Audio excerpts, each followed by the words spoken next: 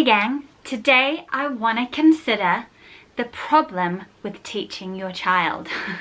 I want to share with you an acronym that might help you as you lean into centering your child in their learning journey. And I want to look at what you might do instead of turning a moment into a teaching moment, and consider if there are any exceptions to thou shalt not teach. Now, in the world that I move in, we have a super handy little acronym, and it's called Why Am I Talking? Wait. I believe this acronym is incredibly important because of its potential to subvert all of the power dynamics that influence discussions and decision making and that kind of thing. If people paused for a moment and said, why am I talking? We might have conversations and decisions based on the experience of those that are really impacted by that decision, the people who are most wise and least represented, rather than having decision-making conversations dominated by white people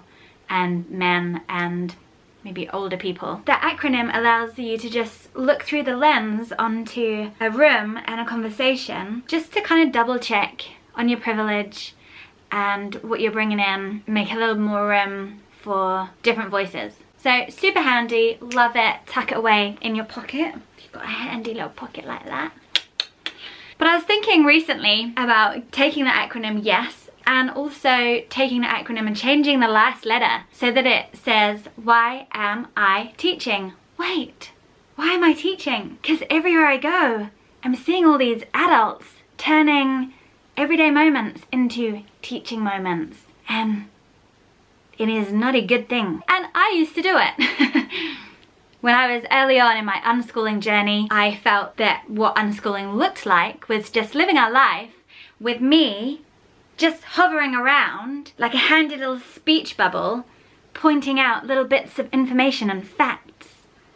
Like, ooh, that's an A. A for apple. And as my journey went on, firstly I could see that nothing I was saying actually penetrated. And also I became aware similarly of the kind of power and privilege dynamics that were at play when I see myself as teacher and my child as learner. These days I step right back and allow my children to be the center of their own learning journey. Perhaps you might think that friendly teaching and teaching that it's fun, that's not really harmful, it's not really a problem. But I kind of think it's a bit of a microaggression that our kids are dealing with every day. Because when you sort of pipe up and share a fact or a bit of info that they haven't asked for and they don't really want, you are undermining the experience that they are having right then and right there. I have a cool experience of this from a few years ago when we went to Stonehenge. We were super skint at the time, so we didn't actually pay to go in. We just like looked at it from far away. And you could tell that something about it really caught my daughter's imagination. So I said to her, hey, how about we look up Stonehenge online? I had my phone. And I can tell you all about what people think it is and, you know, what they were doing at that time, what they would like to eat in this era, and if they did human sacrifices. And she was like, Mum, shh, she said to me, stop talking. I just want to think about it. And then she just leant her head on the window and for the next half an hour just kind of had this faraway look in her mind where she'd just gone totally into her own imagination to consider what life might have been like back then.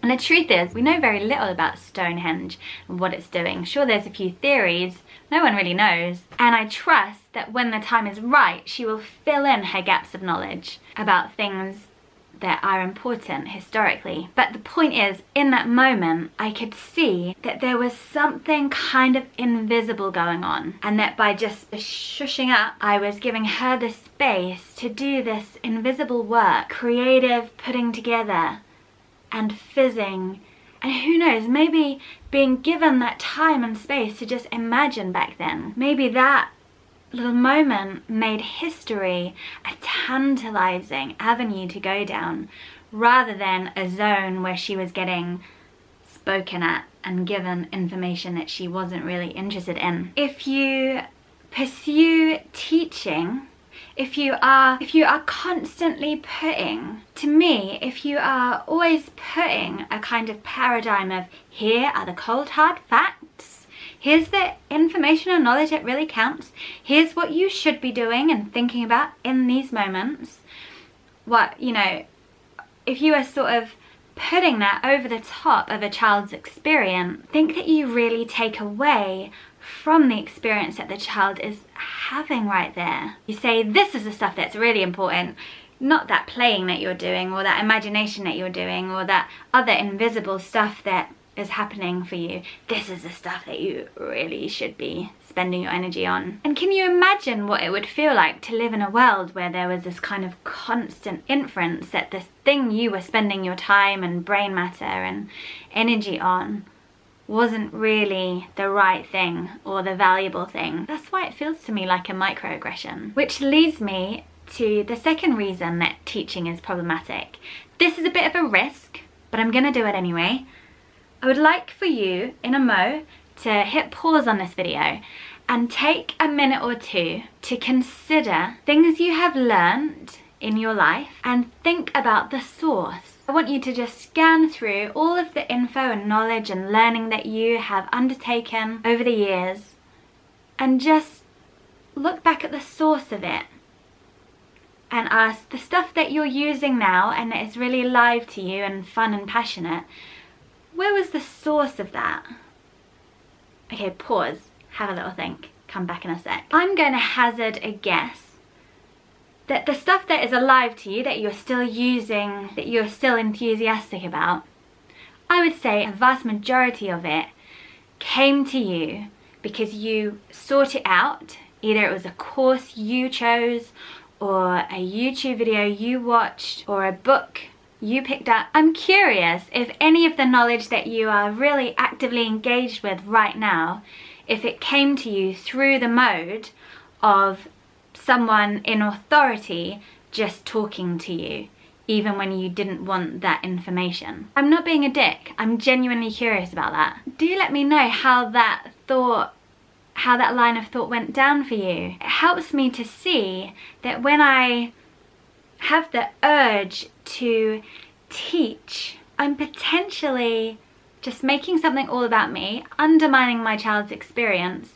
but also kind of wasting my time because it's not going to end up being in their long-term library of alive learning. So here's what you do instead. You feel the urge to teach or to make something a teaching moment, and then you stop and you go, why am I teaching? And you ask yourself, why do I feel this urge? You consider, oh, perhaps there's a fear coming up here. Perhaps there's a fear that they're not ever going to know what the Holocaust is. Perhaps there's a fear that they're not keeping up with all of the information that their peers are receiving. There could be all sorts of fears coming up for you. And sometimes simply pausing, acknowledging the fears, giving yourself a moment to process it, say to yourself, right, I'm going to really check in with that in my journal later. Sometimes that it will just pass. In that pause too, you can put on a different pair of specs and look at what they are doing there and choose to value what they are doing there as opposed to what they aren't learning there. Perhaps they're playing or connecting with a friend or just in their flow zone.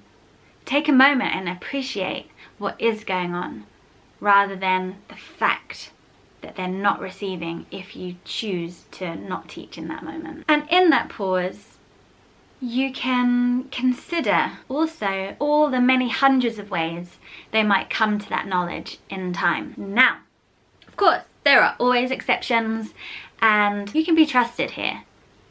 Lean into a trust relationship with yourself I'm not here to tell you do this, don't do that. Even with the whole teaching thing, I believe that you can just feel an invitation here and do your own thing with it. There are obviously exceptions to this principle of never ever ever teaching. So sometimes your child will really want to learn from you. They'll have something they really want to learn and they'll say, Mum, I want to learn this. And you'll say, great, let's do it together. And you will be 100% teaching them, maybe for several hours at a time, and it will look very, very teachy and not very unschooly. The difference is that they've consented to it. They want to be there. You are partnering with them in a learning area they've chosen to focus on. Beautiful, huge exception. I think that there are also exceptions when you have cultivated a true sense of support and level playing field. We're just all learners together. And in that kind of environment, you can really feel a receptivity from your child. But that dynamic is a very, very, very different power dynamic to you as the adult having all of the information and the knowledge and downloading it into your kid at moments that they don't care for it. So really become aware and begin cultivating this environment of being life learners together, partnering, both sharing information, both valuing what each other is learning at the moment, what each other is doing at the moment. And within that kind of environment, it feels really, really different. Another exception to the rule, I would say, is info that is hard to come by in any other way. So I've addressed this in my video, which I'll share below, and it's stuff like racism and sexism, stuff where there is a huge narrative in our society about. It can be really hard to receive accurate information on that stuff because all of our media, all of the kind of narratives floating around in the world tend to err on the side of isms, sadly. So I do actively look for moments to let my children understand privilege and the real life experience of people different to us. And lastly, I reckon an exception to the rule is if you have something that is going to really beautifully impact their life or help them. And if you feel like you have hundreds and thousands of these every day, we're probably talking about different things. Like I can only really think of one I've had in the last month or two, and it was this. We were doing our household jobs together. We were all really happily doing our things, tick, tick, tick. And Ramona has similar brain wiring to me, and she started doing something, and then 5 seconds later she went, oh, I'm just gonna go cuddle my guinea pigs. And I went, oh, hey Ramona, can I tell you like a little brain hack that I do for myself if I have like a bunch of things that I really need to do but I'm not super excited about doing? What I do is I treat myself after doing each one. So for example, I'll do the dishes and knowing that after the dishes I'm gonna have a cup of tea and sit by the fire. So your guinea pig, cuddling your guinea pigs is like a perfect one.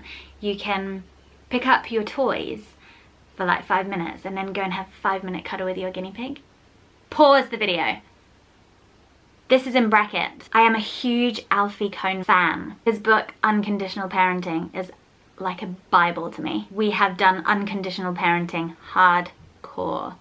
So, before you get all unconditional parenting on me, this is an example of our family wisdom coming to the fore. So it was only one thing that I said to her, and her whole face lit up, and she was like, yeah, that makes so much sense. And so she picked up her toys, ran off and cuddled her guinea pigs. So we really don't do rewards and punishments. But if there are little hacks you can do to help your own self like that, great. And so I just gave her a bit of a one that I use, and she received it with great joy and excitement. It wasn't undesired, and I think it's gonna be really helpful for her. That's an example. So the main reason I would say to hit pause on your role as teacher to your child is when you choose to step out of that power dynamic, you invite a whole other state of being into your home, and it's based on connection, on curiosity, on joy, of being life learners together all of you, and it's beautiful. So that's my invitation for today. This is the last moment that you can sign up for my disco course, which is going to be live throughout July. It's an incubator for accelerated deschooling. It's going to help you work through different beliefs you have about learning, and it's going to give you the confidence you need to build a self-directed learning environment based on connection and trust. And I would love to see you. So please hit the link below to find out all about Disco, my unschooling course. I'm going to be taking a little YouTube break just for a few weeks while I do that deep dive into Disco Container and continue to support my unschooling membership. So I'm going to be back in maybe about a month with a whole bunch of super practical things. I've got plans. So don't leave me. Hit subscribe and hit the bell so you actually get a ping the next time I do post. Thank you for watching. I love hearing from you. So please tell me all about it in the comments. Thanks. Mwah.